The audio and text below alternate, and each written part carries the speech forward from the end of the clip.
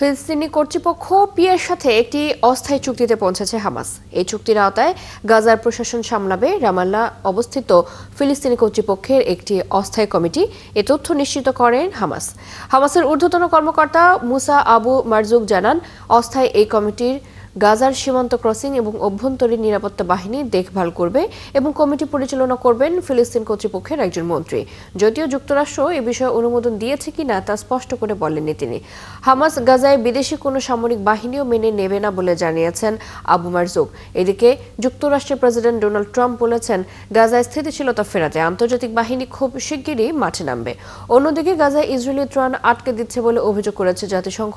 সংস্থাটি জানিয়েছে 10 অক্টোবরের যুদ্ধবিরতির পর থেকে ইসরায়েল গাজায় ত্রাণ পাঠানোর 107টি আবেদন বাতিল করেছে।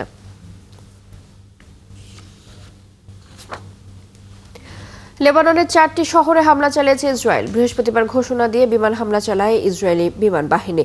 সশস্ত্র গোষ্ঠী হিজবুল্লাহর অবকাঠামোতে লক্ষ্য করে বোমা বর্ষণ করা হবে বলে এর আগে কয়েকটি জায়গা থেকে সাধারণ মানুষকে সরে যাওয়ার নির্দেশ দেয় ইসরায়েলি সেনারা। এরপর সিরিজ হামলা।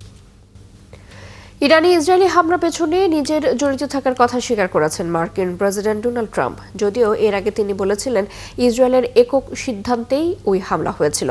ট্রাম্প সাংবাদিকদের বলেন, ইসরায়েল প্রথমে হামলা চালায়, সেই হামলা ছিল অত্যন্ত শক্তিশালী। তিনি পুরোপুরি এই হামলার দায়িত্বে ছিলেন। ট্রাম্প আরও বলেন, হামলার প্রথম দিন ইসরায়েলের জন্য একটি অসাধারণ দিন ছিল, কারণ অন্যান্য হামলার তুলনায় সেদিন সবচেয়ে বেশি ক্ষয়ক্ষতি হয়েছিল। ইসরায়েল গত 13 জুন ইরানে বিধ্বংসী আক্রমণ চালায়। এতে অনেক উচ্চপদস্থ সেনা কর্মকর্তা, পারমাণবিক বিজ্ঞানী এবং বেসামরিক নাগরিক নিহত হন।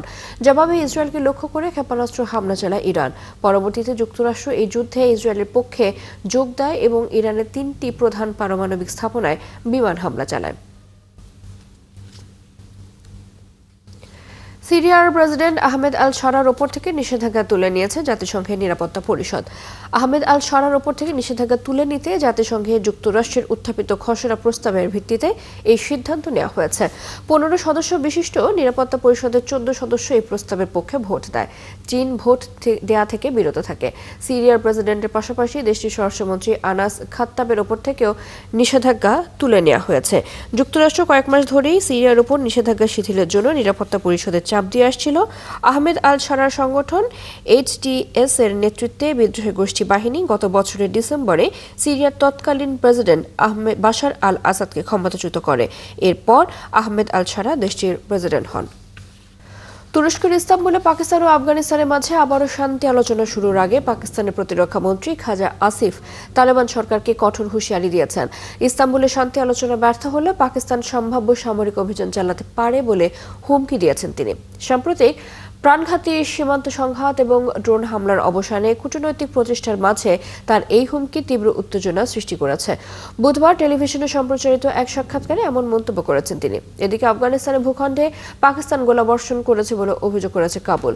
বৃহস্পতিবার আফগানিস্তানের সামরিক সূত্র বলছে, পাকিস্তান হালকা ও ভারী অস্ত্র ব্যবহার করে বেসামরিক এলাকায় গোলা নিক্ষেপ করেছে। প্রত্যক্ষদর্শীরা বলছেন, গত প্রায় 10 থেকে 15 মিনিট ধরে গোলাবর্ষণ করেছে পাকিস্তানের সামরিক বাহিনী। নেপালের হিমালয় অঞ্চলে প্রবল তুষারঝড় ও তুষার ধসে অন্তত 5 পর্যটক এবং 2 নেপালি গাইড নিহত হয়েছেন। এছাড়া আরও 7 জন ইতালীয় পর্বতারোহী নিখোঁজ রয়েছেন। স্থানীয় গণমাধ্যমের বরাতে জানা গেছে, সোমবার ইয়ালুং রি পর্বতের শীর্ষের কাছে একটি বেস ক্যাম্পে তুষার ধসে এ ঘটনা ঘটে। বেস ক্যাম্পে নিহত 7 জনের মধ্যে ছিলেন 3 জন ইতালীয়, 2 জন নেপালি এবং 1 জন জার্মানি, 1 জন ফরাসি পর্বতারোহী। এ ঘটনায় 5 জনকে জীবিত উদ্ধার করা হয়েছে। তাদের মধ্যে 3 জন নেপালি এবং 2 জন ফরাসি নাগরিক। ইতালির পররাষ্ট্র মন্ত্রণালয় এক বিবৃতিতে জানিয়েছে, দুর্যোগপূর্ণ আবহাওয়ার কারণে স্থানীয় কর্তৃপক্ষ, উদ্ধারকারী দল এবং সংশ্লিষ্ট দেশের কূটনৈতিক মিশনের মধ্যে যোগাযোগ অত্যন্ত কঠিন হয়ে পড়েছে। নেপালের পর্যটন বিভাগের পরিচালক জানিয়েছেন, নিখোঁজ 7 জন পর্বতারোহীর ভাগ্যে কি ঘটেছে সে বিষয়ে আপাতত কোনো তথ্য নেই। ফিলিপাইনে ভয়াবহ তাণ্ডব চালিয়ে ভিয়েতনামে আঘাত এনেছে টাইফুন কালমাইগি। বৃহস্পতিবার টাইফুনটি ভিয়েতনাম উপকূলে আছড়ে পড়ে। দেশটির সংবাদ মাধ্যম জানিয়েছে, 149 কিলোমিটার বেগের এই ঝড়ে হতাহতদের উদ্ধার করতে 2,60,000 সেনাকে প্রস্তুত রাখা হয়েছে। ভিয়েতনাম সরকার জানিয়েছে, টাইফুনের কারণে 6টি বিমানবন্দর বন্ধ করে দেওয়া হয়েছে। এতে করে কয়েকশো ফ্লাইট ক্ষতিগ্রস্ত হয়েছে। 7টি শহরের শত শত মানুষ আকস্মিক বন্যা ও ভূমিধসের ঝুঁকিতে আছে বলে সতর্কতা দিয়েছে দেশটির আবহাওয়া অধিদপ্তর। ভিয়েতনামের আবহাওয়া ব্যুরো জানিয়েছে, টাইফুন কালমাইগির প্রভাবে দক্ষিণ চীন সাগরে 26 ফুট উঁচু ঢেউয়ের সৃষ্টি হতে পারে। মার্কিন প্রেসিডেন্ট ডোনাল্ড ট্রাম্পের প্রশাসন ক্ষমতায় আসার পর থেকে প্রায় ৮০,০০০ নন ইমিগ্রেন্ট ভিসা বাতিল করেছে। বুধবার এক সিনিয়র স্টেট ডিপার্টমেন্ট কর্মকর্তা এই তথ্য জানিয়েছেন। জানুয়ারি ২০ তারিখে ট্রাম্পের অভিষেকের পর থেকে মদ্যপ অবস্থায় গাড়ি চালানো, হামলা এবং চুরিসহ বিভিন্ন অপরাধের কারণে এসব ভিসা বাতিল করা হয়েছে। এটি ট্রাম্প প্রশাসনের কঠোর অভিবাসন দমন অভিযানের অংশ, যার ফলে বিপুল সংখ্যক অভিবাসী এমনকি বৈধ ভিসাধারীরাও যুক্তরাষ্ট্র থেকে বিতাড়িত হয়েছে। প্রশাসন ভিসা প্রদানের ক্ষেত্রে আরও কঠোর নীতি গ্রহণ করেছে, সামাজিক যোগাযোগ মাধ্যমে যাচাই ও নিরাপত্তা যাচাই প্রক্রিয়া সম্প্রসারণের মাধ্যমে। প্রায় ১৬,০০০ ভিসা বাতিল করা হয়েছে মদ্যপ অবস্থায় গাড়ি চালানোর সাথে জড়িত থাকায়, ১২,০০০ ভিসা বাতিল হয়েছে হামলায় জড়িত থাকায় এবং ৮,০০০ বাতিল হয়েছে চুরির মামলার কারণে। এই তিনটি অপরাধী এবছরে প্রায় অর্ধেক ভিসা বাতিলের কারণ বলে জানান স্টেট ডিপার্টমেন্ট কর্মকর্তা।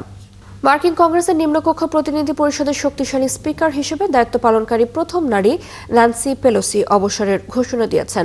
এর ফলে একজন প্রগতিশীল ডেমোক্রেটিক আইকনের ৪ দশকের কর্মজীবনের অবসান ঘটল। বৃহস্পতিবার এক ভিডিও বার্তায় তার নিজ শহর সান ফ্রান্সিসকোর প্রতি শ্রদ্ধা জানিয়ে তিনি অবসরের ঘোষণা দেন। তিনি বলেন, ২০২৭ সালের জানুয়ারিতে তার মেয়াদ শেষ হওয়ার পর কংগ্রেসে পুনরায় নির্বাচনের জন্য প্রার্থী হবেন না। এর মধ্য দিয়ে ক্যালিফোর্নিয়ার ডেমোক্র্যাট পেলোসির একটি ঐতিহাসিক রাজনৈতিক ক্যারিয়ারের সমাপ্তি হলো। ৮৫ বছর বয়সী পেলোসি হাউসের স্পিকার হিসেবে দায়িত্ব পালনকারী প্রথম নারী। তিনি ২০০৩ থেকে ২০২৩ সাল পর্যন্ত কংগ্রেসের নিম্নকক্ষে তার দলের নেতৃত্ব দিয়েছিলেন, যা তাকে মার্কিন রাজনীতিতে সবচেয়ে শক্তিশালী ব্যক্তিত্বদের একজন হয়ে উঠতে সহায়তা করেছে।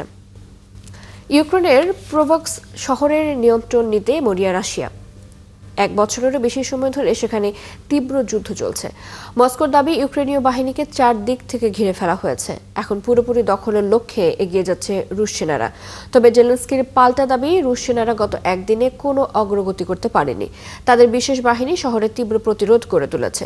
বিস্তারিত মনিরুজ্জামান বাবুর রিপোর্টে। পূর্ব ইউক্রেনের কৌশলগত শহর পোক্রোভস্ক ঘিরে গত ১ সপ্তাহেরও বেশি সময় ধরে রাশিয়া ও ইউক্রেনের সেনাদের মধ্যে ব্যাপক লড়াই চলছে।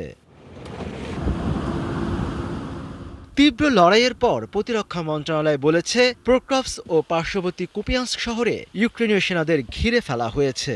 এখন তাদের আত্মসমর্পণ ছাড়া কোনো পথ নেই। তবে কিয়েভ পাল্টা দাবি করেছে, তাদের বিশেষ বাহিনী শহরে তীব্র প্রতিরোধ গড়ে তুলেছে এবং অর্ধশতাধিক রুশ আক্রমণ প্রতিহত করেছে। কিয়েভের লজিস্টিক হাব হিসেবে পরিচিত পোক্রোভস্ক ইউক্রেন সেনাদের প্রতিরক্ষা ব্যুহের অন্যতম প্রাণকেন্দ্র ছিল। অন্যদিকে গুরুত্বপূর্ণ সড়ক ও রেল সংযোগ কেন্দ্রের এই শহরটি দখলে সবসময় মরিয়া ছিল রাশিয়া, যা দখল করতে পারলে রুশ বাহিনী আরও কার্যকরভাবে সামরিক সরঞ্জাম ও সরবরাহ স্থানান্তর করতে পারবে। এছাড়া এই শহর দখল করা হলে দনেস্ক অঞ্চল সম্পূর্ণরূপে নিয়ন্ত্রণে আনার রাশিয়ার লক্ষ্য অর্জনে সহায়তা করবে। শহরটির কাছে ইউক্রেনের একমাত্র কয়লা খনি রয়েছে, যা দেশটির অর্থনীতির জন্য অপরিহার্য এবং ইস্পাত উৎপাদনে গুরুত্বপূর্ণ ভূমিকা রাখে। পোক্রোভস্ক শহরের মাধ্যমে ফ্রন্টলাইনের শহরগুলোতে সরবরাহ পাঠানো হয়, যা ইউক্রেনীয় সেনাবাহিনীর জন্য অত্যন্ত গুরুত্বপূর্ণ। সর্বশেষ মানচিত্রে দেখা গেছে, রুশ বাহিনী শহরটির সম্পূর্ণ ঘেরাও থেকে মাত্র কয়েক কিলোমিটার দূরে এবং কুপিয়ানস্ক শহরের প্রধান সড়কের বড় অংশ নিয়ন্ত্রণে নিয়েছে। যুদ্ধ শুরুর আগে পোক্রোভস্কের জনসংখ্যা ছিল প্রায় ৬০,০০০। এখন শহরটি প্রায় জনশূন্য। অল্প সংখ্যক মানুষ ধ্বংসস্তূপের মধ্যে এখনও রয়ে গেছেন। মনিরুজ্জামান বাবু, ৭১। এই ছিল এখনকার আয়োজনে। বিশ্বের আরো নতুন কিছু খবর এবং বিশ্লেষণ নিয়ে দুপুর ১:৩০টায় আবার হাজির হবে বিশ্বচোখ। চোখ রাখুন ৭১ ফেসবুক পেজে, সাবস্ক্রাইব করুন ৭১ ইউটিউব চ্যানেল। ৭১-এর সাথে থাকুন।